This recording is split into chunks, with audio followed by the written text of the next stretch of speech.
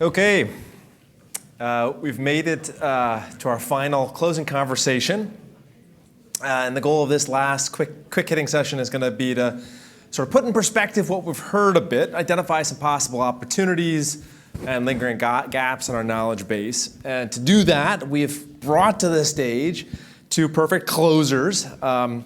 Both today sit at positions of significant influence at the helm of critical agencies in the state of California, and both also come to those positions as folks who are very reflective, in addition to being very decisive. I should say both are good friends of mine, former colleagues. Lynn and I worked side by side when she was a deputy secretary at the Business Consumer Services and Housing Agency, and Gustavo and I got to work together at HUD when he was Assistant Secretary of Fair Housing. So I know them well, and have huge respect for what they are doing.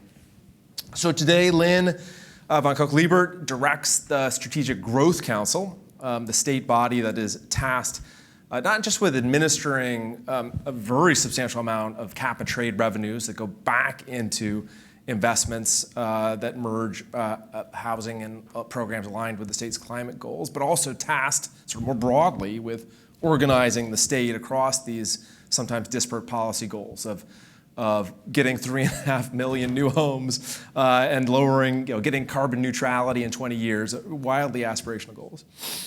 And Gustavo Velasquez, who has the state's Housing and Community Development Department, similarly has a big plate in front of him, administers dozens of funding programs flowing more than $1 billion a year into affordable housing programs, while also running this very large policy apparatus that, among other things, is actually trying to browbeat 540 California jurisdictions into supporting these housing goals on the ground. So they are perfect for answering some pretty basic questions. But I want to start with giving each of you some space to reflect a little bit on what you've heard, what has come to mind as you've been watching these conversations. Maybe starting with you, Lynn, and then Gustavo, just what have been the big takeaways, and or is there a surprise that really will linger with you as we leave today? Well, Ben, thank you. And first of all, just thank you for pulling us all together. It is always so incredible to be around folks who care so passionately. And I feel like today I've really felt that passion and that excitement about solving some really complex and really important challenges for the state of California. So I think I've been on a little bit of memory lane today. As Ben said, we were working together very much in the policy trenches in 2017, 2018, really focusing on, what is it that we're going to do with this legislative housing package? What are the policy areas that we're going to focus on? And I remember we were doing it without too much information to start from. Housing and Community Development was putting together its housing plan for the first time in a very, very long time. And when that came out, that was just an extraordinary new body of information and research to analyze and to use to really think about policy. And I think today, what I've been really reflecting on is how that cycle has quickened. We're going from policy ideas to implementation to research, back to policy ideas, implementation, research in a really meaningful way. And I think that that's really exciting, and I think it's going to just help us continue to get that much more nuanced around what we're going to do next. And so I think that's one of my really big takeaways from this. For surprises, do you want to do your takeaways first and then I'll surprise? Go ahead. Just a really quick one. Going from 6 months to 45 days for the entitlement process in LA, that's surprising and exciting. So I think I really, really appreciated learning that. Well, thank you, Ben. I agree with Lynn. I mean, the amount of research and new research ideas being generated today, and as Terner firm and UCLA continues to convene around, what is the next frontier to tackle homelessness and the crisis of housing affordability. It's just great to see, I've always said this, how helpful it is to read, even if it's just the summary. The summary is always great. To just understand where your researchers are giving us ideas grounded on evidence that can help, at least from HCD's perspective, implement these amazing pieces of legislation that we've seen over 100 over the last few years. And I would say, we always talk, in the news of administration about these three pillars, which is investments, the policy climate that is advancing rapidly to bring to scale, expedite, streamline the creation of more housing, and then accountability being the third pillar. And what I see here is I'm thinking about that question, that last question on the panel of the assembly members and senators about there's a lot of great things happening, but I think people are not they're just not feeling very enthused about, reductions in prices and reduction in homelessness. And I think Scott Wiener really answered that question really well. This takes a long time. This has been a crisis, decades in the making, and it's just gradual incremental progress, and that's exactly what we're seeing. You mentioned $1 billion in every year, which is just much more than that. It's billions of dollars. In the previous panel, the question about incentives, I didn't want to, I just wanted to say there's been a huge amount of investments and incentives to create more housing, and even though we're still seeing a lot of people very disillusioned about what we're seeing in the streets, I think progress is happening. It's just happening gradually, but we're moving in a very good trajectory, and I feel very good about the years ahead of everything that's been accomplished in the last 3 or 4 years. Any surprises? Let me think about that and I'll come back. Let me go to another question for you. So I think one of the things that came up again and again and again is this question of we know we need new supply of housing, but we also recognize that housing supply impacts different communities in disparate ways. Particularly with your background thinking and working on fair housing issues, this has been a real area of strength for HCD. Yet I think all too often it feels to folks on the outside like there is a fundamental tension here. We can't spur supply and also do it in a way that furthers fair housing. It came up this morning as we were talking about, what does it look like to have, if all we can do in our most affluent and exclusive communities is sort of have more single-family homes or split single-family homes into smaller homes, but they're still fundamentally market rate and very objectively expensive. How is that furthering fair housing? On the other hand, if we are encouraging new market-driven investment into our communities of color, low-income communities, what does that mean for displacement, right? So how do you think about that from where you sit at HCD in terms of those? Can they be brought into resolution? To what extent do they have to be in conflict? Well, first of all, the backdrop is going back to the passage of AB 686 that codified into state law. Really what a lot of the work that we do, I see Carol, you, Ben, others in the room working on that 2015 affirmatively furthering fair housing rule in the second term of the Obama administration. And then, California really was one of the first pioneer states that said, yeah, we have to bring the principles of that national regulation and try to implement it as best as we can here in the state. And I've always said, it is really about this balanced approach, right? I remember back in the Obama years how people, misconstrued AFFH as really being focused on just really a mobility strategy, right? Let's just put more affordable housing in affluent areas, high resource areas. Let's use, vouchers to let people move to more resourced areas. And I've always argued that, it wasn't just that, that you also need to look at what but still a lot of disinvested neighborhoods and communities, but in the last, 10 years, really looking at those areas being very gentrifying and the effect that has, as you mentioned, on displacement pressures. And of course, we have to look at both sides of the coin, not just one. It's not an either or approach, but it's both. And so what we've been doing here in the state of California is implementing AB 686 and being truthful to the principles of affirmatively furthering fair housing is look at funding criteria that balance those things together, funding criteria with these billions of dollars in the creation of more housing that, yes, incentivizes creating more affordable housing in affluent, high resource areas, but without forgetting that we also need to plan for transformational catalytic investments in areas that are rapidly gentrifying.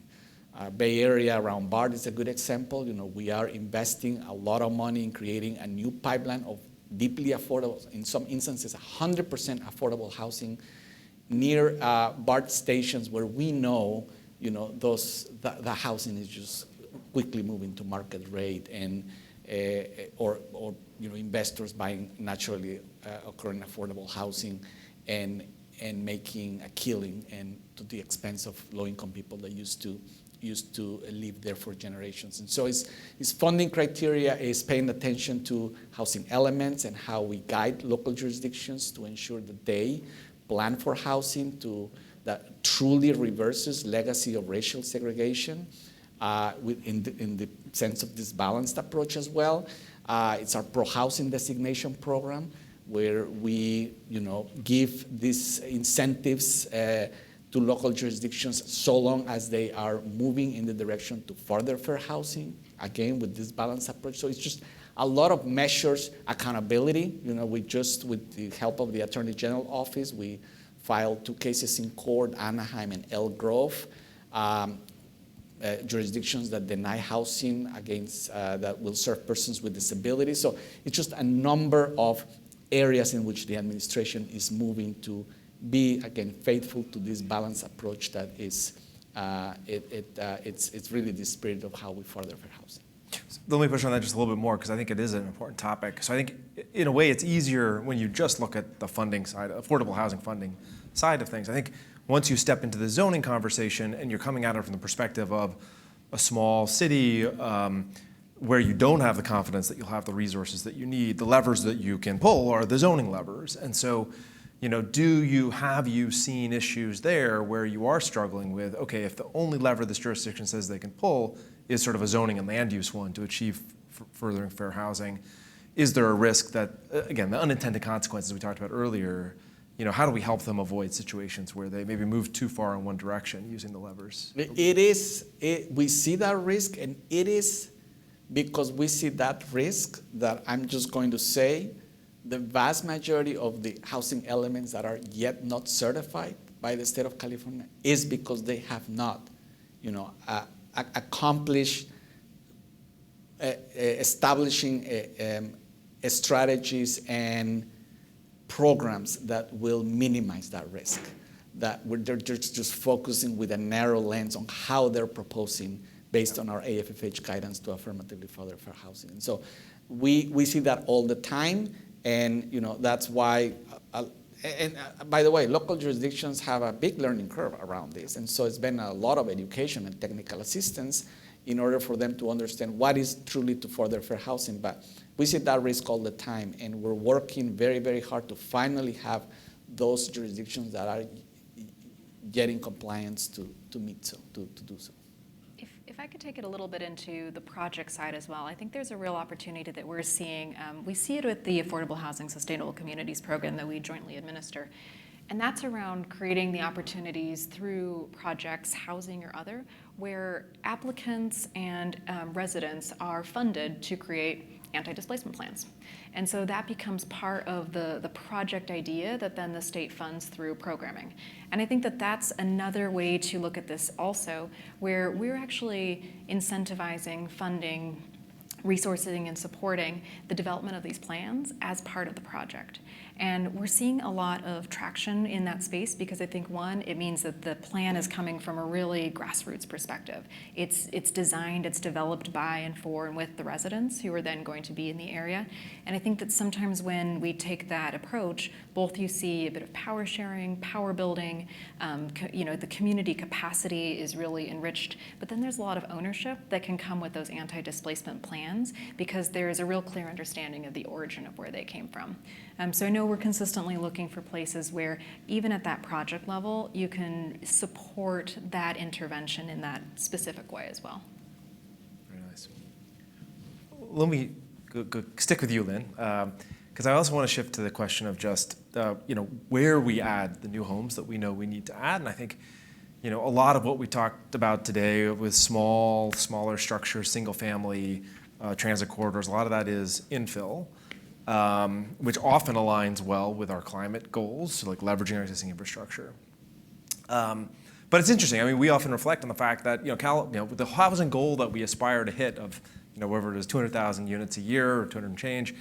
Like, we actually used to do that. That was the rate of permitting that California had in the 1970s. And so in some sense, we're sort of just getting back to where we were.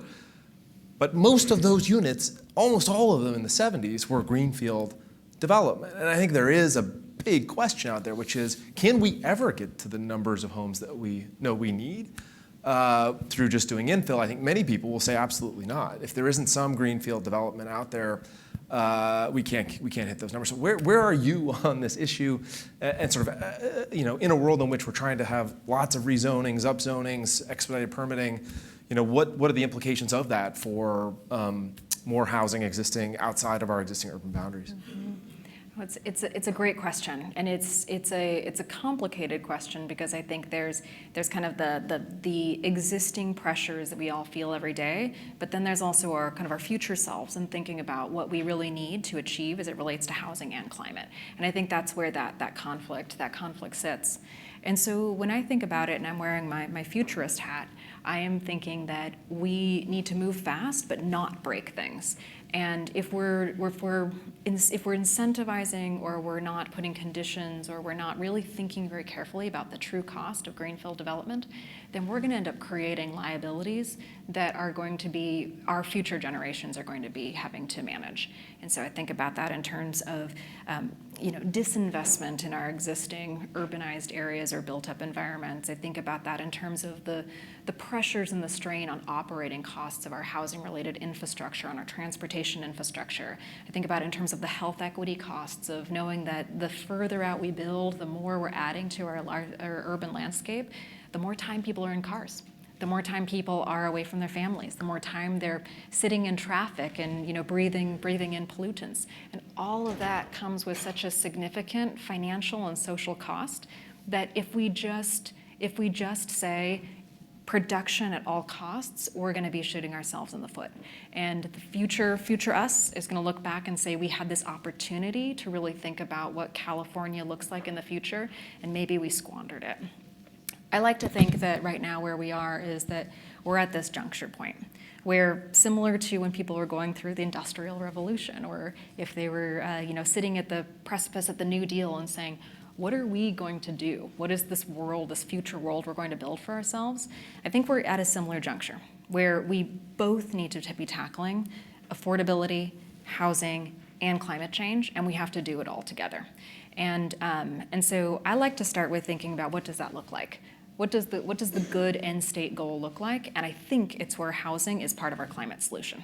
I think it's where we think about living in a way where those are mutually reinforcing, and it looks a lot like infill. But it also looks about like where we build, how we build, and why we're building in certain ways, and then working a little bit backwards. Because to your point, if we just kind of continue on the exact path that we're following, it's pretty hard to get to the numbers that we need to get to. But that's why I think we should just change the paradigm a little bit. Think about what future living looks like, and then work our way backwards. Taking off my future hat and putting on my implementer hat, I think that there are some real clear trends that we're starting to see that I would love to see us embrace more thoroughly. I think one is obviously how we're building. There are such incredible solutions from a technology perspective that are reducing construction waste, that are integrating solar and energy and renewables into the buildings themselves. We're seeing strategies where buildings are net zero or are negative, and actually are sequestering carbon in the way that they're built. We see advancements all across the country in terms of the use of factory technologies and thinking about assembly and production of housing in a way that feels light years ahead, but they're doing it in Europe already, and they have been for 40 years. So really thinking about taking those strategies. I think, and I say this as low-hanging fruit because I think that the politics are easy, but I know everybody's going to say, but the financing is hard, it's thinking about these opportunities with the Inflation Reduction Act and the IIJA, where it's thinking about how do we take all this money designed for solar and energy and use our housing stock, both existing and new, and think about combining those. How do we get those microgrids onto our affordable housing complexes? How do we get the solar panels and the battery packs into these units so that these are mutually reinforcing? So I think that that's one really important kind of how we're building. The other one, in terms of where we're building, I just don't think that it's easy to think that greenfield is the answer. If you look at even just now what we're funding in terms of rematriating land, if you think about what we're doing in terms of conserving and working agricultural fields, if you think about like the cost that we're having to pay in terms of mitigating natural disasters caused by climate change, it's really hard to make that cost calculation. So I think that we have to be bold and brave and really, really think about infill development and really think about how, if we are doing more, if you can't get it next to a light rail train, how do we build in a way that makes more sense for the future? And I am mildly obsessed with a development called Cul-de-sac that's out of Tempe, Arizona, where it's, I think it's 1,000 homes on 14 acres, brand new development, and it's called the Mykonos of the desert. And it's playing into this idea of building in a way that is for people. And the key thing here, 0 cars. So they have just built this, it's opening now, and check it out, it's called Cul-de-sac. It's phenomenal, and I think that that's a way of like really thinking differently about what the future can look like, even if you can't build right next to a light rail train. But to clarify, that is greenfield development, right? That is trying to create a new community in a place that didn't have it, but doing it in a way that replicates the best of urban infill. Exactly. Let me just stay with you for one more, because we again and again we heard also the challenge with thinking about sort of how we build more homes in a changing climate from a climate risk perspective. And so, where do you come down? Where does the state come down on these issues we heard about today around what do we do with the Coastal Commission? How do we reconcile the pushback we get on development along the coastal strip? What do we deal with wildland-urban interface? Do we shut that down? Do we do infill? Like, help understand how the state is sort of helping lead on that topic, how you're leading on that topic. Sure. I think the governor's budget last year had a really important section that was about focusing on building housing near daily destinations. And it was this idea that that is really the priority, because people need to go to places, they need to do things, they need to work, they need to go to school, they need to shop, they need to recreate. And so we really need to be identifying those areas, and it will look different, dramatically different anywhere across the state. It's going to be different in an urban, an agricultural, a suburban context, but there are those places in all communities where people go frequently. And that's the place where we really need to be emphasizing development, because that's where the services are, that's where people are going to transit around to. So I think that's a really important piece of this.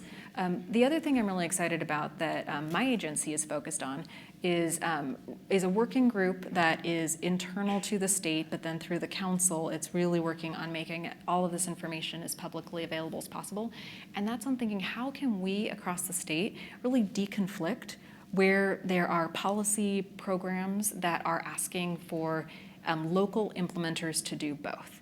How can we make it easier? How can we make it more accessible? If there are places where there's a perceived or real conflict between policy goals, funding streams, what can we do to line those up so that the local implementer, the planner, the housing developer, somebody who's trying really hard to be able to meet all of these priorities around all these crises, their job is easier. And they have the data, they have the information, they have the communications toolkits, and they feel confident that there's some synergy in the way that the state policies are formulated. And so I'm really excited for that work. Our council passed a resolution just in December, so it's fairly new, but we'll certainly check back in with the Terner Center and share, as we're progressing, progress on this project. Very cool. Well, there is no question, when you look at the budget, climate investments are, increasing dramatically, infrastructure. So this all ties to housing, right? Because it's, the crisis is in front of us. How are we going to get, water to the Central Valley? How are we going to, mitigate wildfires, and in a way that, does not necessarily reduce our goals of production of the housing, the 2.5 million new homes that we have to create by 2030. And Lynn is right. I mean, it's really about the locations, and I think all of our planning grants, local and regional planning grants, have been focused on that. It's just location. What are the opportunities tied to RENA, tied to each housing element for the 539 jurisdictions? Where are the most viable sites to build that have that connection of reduced car usage, reduced emissions, do it in an infill way, in an infill site, without displacing residents. It's just all of these connections can be tied together. And on top of that is the issue of cost. How do we use the technology? How do we use sustainable materials? How do we bring costs down? So it's I think what we're going to be seeing in the next few years is a huge amount of infrastructure, climate investments, but that have direct connection to RENA and how much housing we build. And that's where I think there's an opportunity. We talked about SB 375 as a sustainable community to really ensure that all of that is connected with the regional housing planning goals and implementation. So yeah, you have communities today who say, well, our community isn't where the region wants to grow. We are built out, and I think HED has come back and said, well, that you can't be. There's no such thing as being built out. But I think it's much harder. I know it's been harder with communities that come back and say, well, we don't have water. There's no water available. Like, how do we add more homes? And I think HED has continued to say you have to find a way, right? But that's a tough issue. It is, and we confront that all the time. I mean, Senator Winter was talking about the high severity maps that the CAL FIRE has been proposing, and it's just constant. There was, I think, last year, a couple of years ago, a moratorium on water in the Monterey Bay area. I mean, we're just going to continue confronting that, right? And the question is, how do you plan according to these climate challenges that we have in front of us? But how do you work smart around these problems? But it does require the infrastructure and climate funding that now the governor and the state legislature is committing to put in to continue to create in the housing that we need in the best locations we need. Okay, you have in this room some of the best housing researchers in the land. How can they be helpful to you? What are the questions that you think need more work that would actually help you to do the good work you two are doing in Sacramento? Anything you want to pitch right now? You got them. They're receptive audience. Like a kid in a candy store. Okay, I love this question. So I think a couple things. I think we're really, really interested in thinking about what is kind of the true cost of all different types of housing development. So that then, not necessarily to say that we would say don't do one over the other, but so that we have the information to make really informed decisions and create really informed guidance that is based off of the cost of housing construction in kind of its whole life cycle, not just to the point of construction. So I think that would be, I know that's hard, I know that's very complex and will have a lot of pitfalls and challenges, but I think that's a really interesting place to focus. Another place I think is really interesting is thinking about how these new technologies can also be calculated as it relates to greenhouse gas reductions. So much of what we do at a state in terms of funding incentives and strategies is linked to these pretty complex calculations that the Air Resources Board puts forward. And understanding how these new burgeoning technologies that aren't widely used but could be, if we understood their GHG reduction elements, that would be really interesting. And then I think maybe the third would just be thinking about, as we're having all of these different tools and resources that are available for local decision makers, how are they interacting together? So if somebody is getting somebody's going on and getting information from one tool and different information from another tool, what does that mean in terms of decision making and how those tools are being really utilized and put to the test? I think those would be three things I'd be interested in. That's great. Thank you. Well, there's a great progress being made on the issue of electrification. We're focused on vehicles and the transportation sector. We have to think more about decarbonization in the residential market, and so I feel that we need to understand what that means without continue to have inequities in the market, because I think there is a potential, just like with location, right, of the effect of inequities. Not everybody will be affected the same by the efforts of decarbonizing the residential market. And so we have to, I welcome more research on that, continue to, more research on land use and zoning, just the growth patterns, analyzing growth patterns, layering information that helps us understand also equity impacts, climate impacts, reduced gas emissions by reducing vehicle miles traveled. So, just continue a lot of information that we can get, especially, mapping tools around best locations and land use and zoning changes is always welcome. But can I also maybe just have a moment of gratitude for all the research and work that has already been done? Because I think we can't do our jobs without it. And so we just really appreciate the time, the energy, the passion that you all bring to this topic, because it really does serve as one of the most important policy foundations that we have at our disposal. And so really just appreciate everything that's been done to date, and just am excited to see what comes next. I couldn't ask for a better closing than that. Thank you, Lynn, Gustavo, both. Really appreciate your time.